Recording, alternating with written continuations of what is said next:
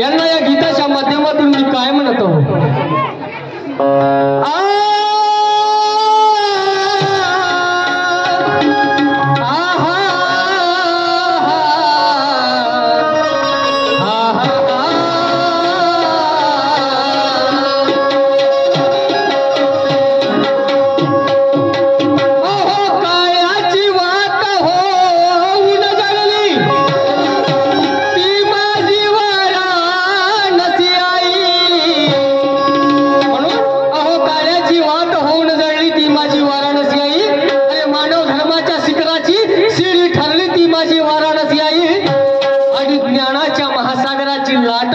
माझी वाराणसी।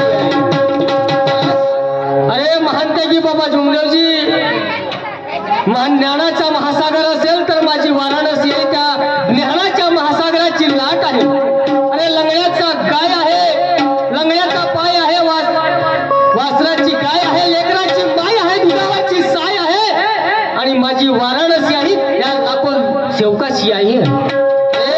एका सेवाच्या पदरामध्ये माझ्या आईनं लाखो सेवकाला सांभाळून घेतलं, ती माझी माय आहे, म्हणून त्या आईला काय म्हणत आहो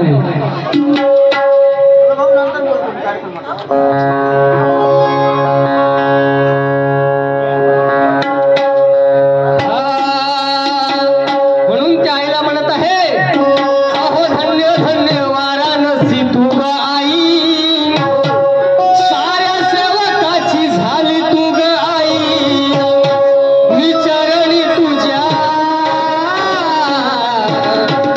वाहिले, विचारणी तुझ्या वाहिले,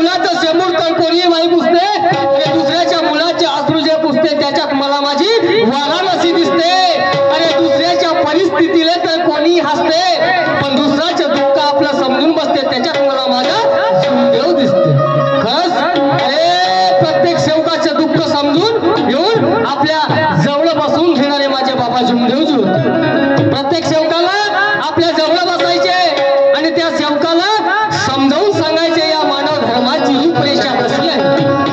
अरे जातीपातीचा कधी विचार केला नाही, लहान मोठा श्रीमंत गरीबाचा कधी विचार माझ्या बाबाने केला नाही, आणि असे विचार माझ्या आईचे होते म्हणून काय म्हणतो।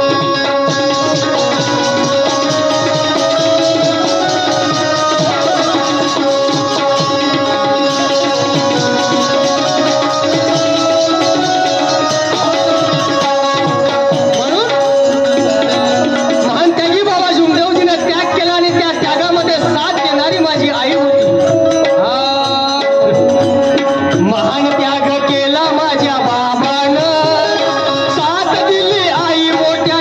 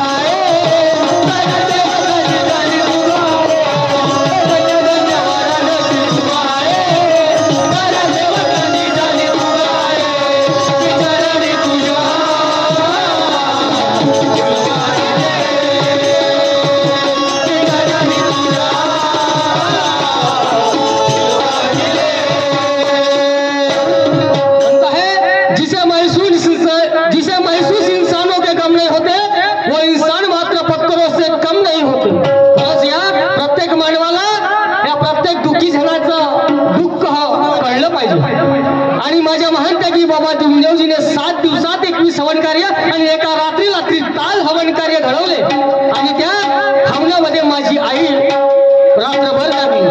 कारण परिस्थिती अशी होती, दिवसभर काम करायच्या, रात्रीला हवन कार्य करीत गरिबीचा सांभाळ म्हणून काय म्हणत आहोत.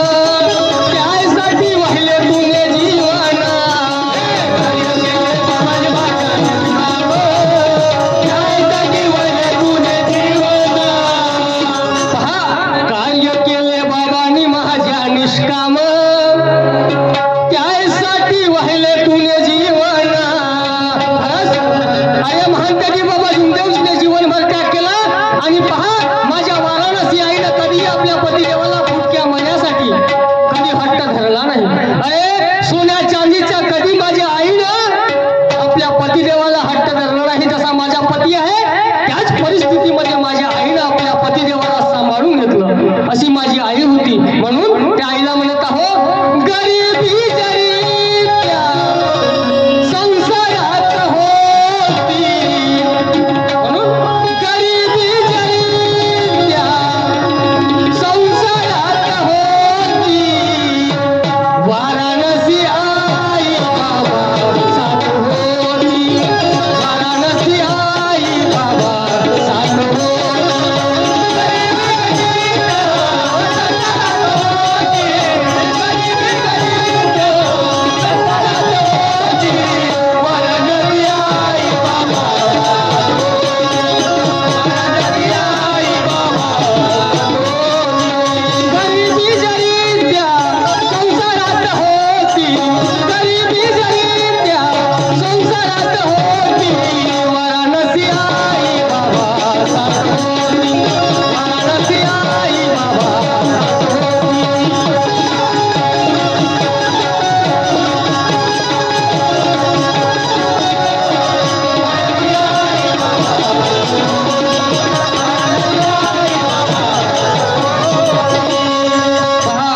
वाराणसी आई बाबा हात होती. म्हणून आसना ठेवली चांदी ना सोन्याची. आसना ठेवली चांदी ना सोन्याची. मी चरणी तुझ्या फुल वाहिले. मी चरणी तुझ्या फुल वाहिले.